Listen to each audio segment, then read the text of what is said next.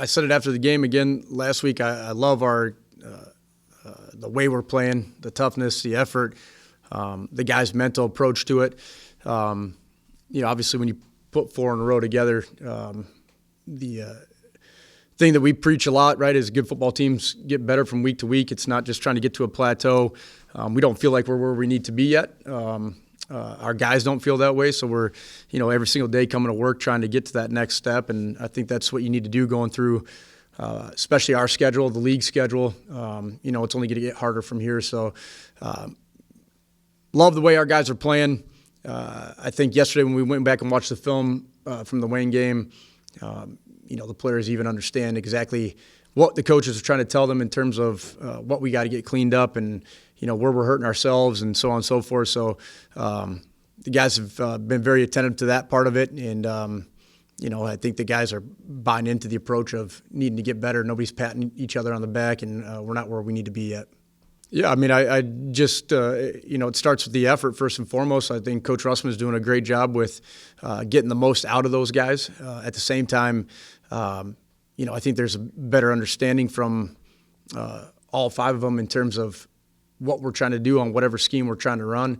I mentioned this going into the Bemidji game that, we had 3 guys that have never really played college football that were starting in that front 5. So, as you're going through the fall camp, games, whatever it might be, developing that cohesiveness with those 5 guys, not only with playing right next to each other for the first time, but understanding, who's making calls on this double team or, where we're trying to get to on this particular scheme, whatever it might be.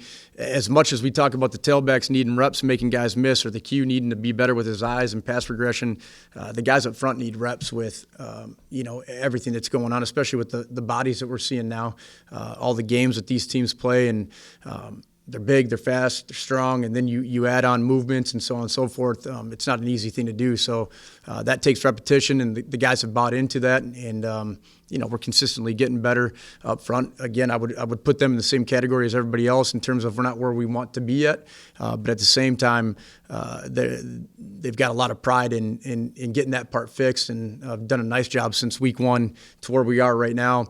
Now it's just continuing to move it forward. I've liked Alex's game the entire fall. Again, I keep stressing the game management part, being better with his eyes.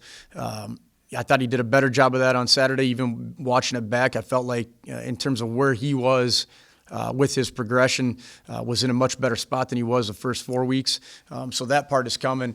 It's if we're nitpicking, we missed a couple throws on Saturday that it's not a he's not going to be perfect, but he is capable of, having one of those games where it's 18 for 22 or 22 for 28 or whatever, just because of how talented he is, arm strength, so on and so forth. There's not a throw he can't make.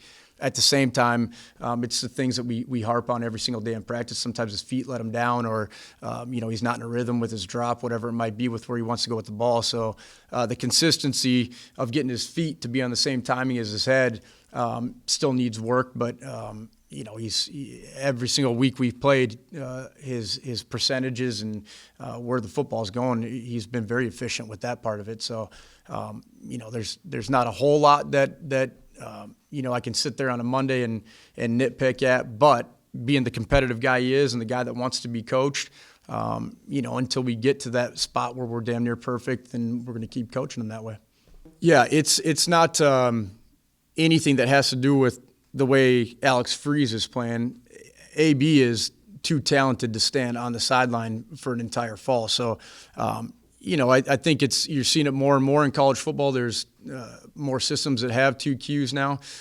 10 years ago, the saying was, if you got 2, you don't have 1. I think that's kind of a thing of the past now. If there's a way we can get Alex in with as dynamic as he is with his feet, that gives a little bit more that a defense not only has to prepare for, but they have to defend it as well.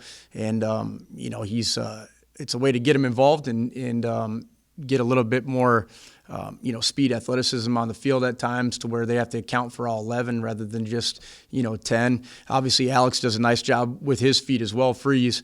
But to be able to get Bueno in the game and not only get him some experience, but give us a little bit extra juice at times, I think that's pretty valuable for what we're doing right now.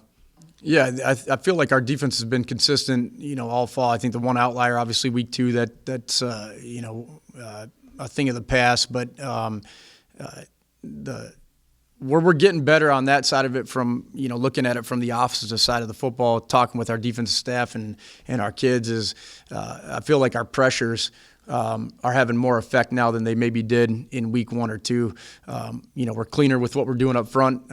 We're getting guys home. It might not be resulting in, 5 or 6 sacks in a game, but we're hitting the queue. The pocket's collapsing. There's not as many, lanes where guys can go make a play with their feet if the queue's got the ball in his hands. I mean, we played as dynamic of a guy as we're going to see all fall last week, and, I think is – 1 or 2 times he got loose. It was one was in a 3rd and 26 situation, and we're just trying to keep it in front of the sticks. And the other one he makes a play on, but it wasn't for a big one. So the one thing we talked about after the game, we talked to our kids about it on Monday. It will be emphasized this week. We got to be better with tackling the football.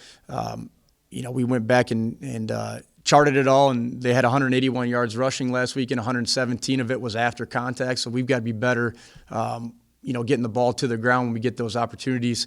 We do shut them down. You're right about that part. After that one drive, they got close on another one where we had to have a goal line stand. If you go back to 3 downs before that, we have the kid 6 yards in the backfield, and he spins off of 2 guys and, ends up making a 19-yard gain or whatever it was. And that kind of stuff can happen. It's the same thing we talk about on the offensive side of the ball, whether it be up front, the Q's, I's in the pass game, whatever. The MAs that we have or our mental mistakes on the offensive side of the ball, it's the same thing on the defense. When we get a chance to get somebody to the ground, whether it be in space one-on-one or in the backfield where there's 2 or 3 guys to it, it has to get tackled.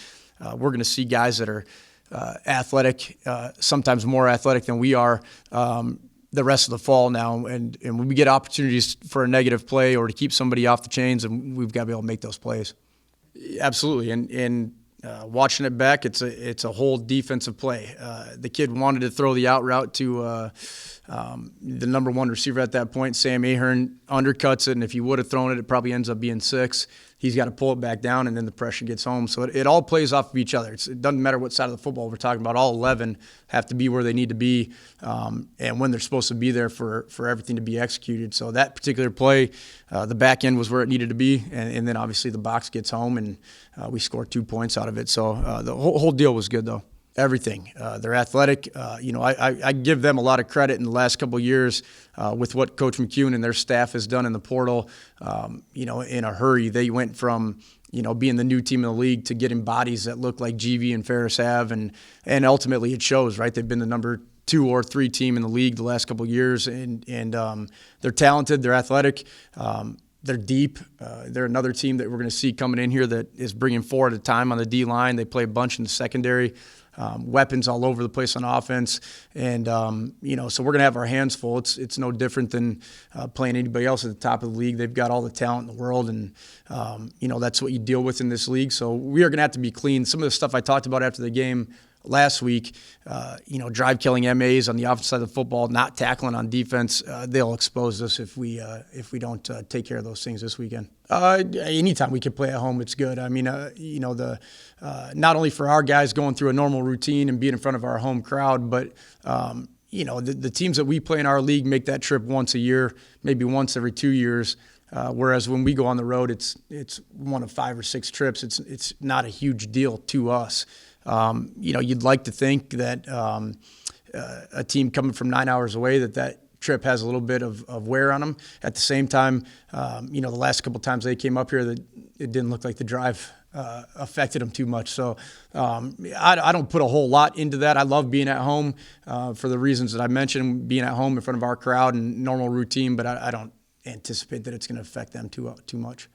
Yeah, well, I wasn't up there at halftime, so I'm not sure how any of that went. But anytime we can get alums back on campus, it's a positive experience. I think, myself, Coach Milbreth, some of the other guys had mentioned it. We got a chance to hang out with them on Friday as a staff. get to know some of those guys. Had other conversations, went to breakfast with a couple of them on Sunday. So just getting to hear their experiences, what it's like now, go over some other things that might be interests for alums of their caliber is awesome. But, I mentioned this last week as well. Anytime you can get not only the alums, but a championship team that went undefeated back on campus is a positive experience for everybody. And then you go win in front of a homecoming crowd while they're doing their reunion. The whole thing ended up working out perfectly. So it was awesome to have them back, and anytime we can get alums back on campus to be around the program is a positive deal. Yeah, I think so. I mean, as a former alum myself, whether it be my guys that I knew of that were back, or I think it's the same thing for our guys that are in the locker room now. After the game, some of our current players got a chance to hang out with some of the 74, and hearing from the guys from the 74 class and ours about how positive the experience was. Not necessarily in the building here, but maybe in town where you see them in a more social setting, I think is a good thing as well. You share stories. A lot of it is similar to what our guys go through now. Times have changed, obviously, but a lot of the things that those guys were going through back then, our guys are in it right now. And the other part of it is, right, you're making connections. So whether it be for a job down the road or whatever you need to do with your network, I think that's always a good thing.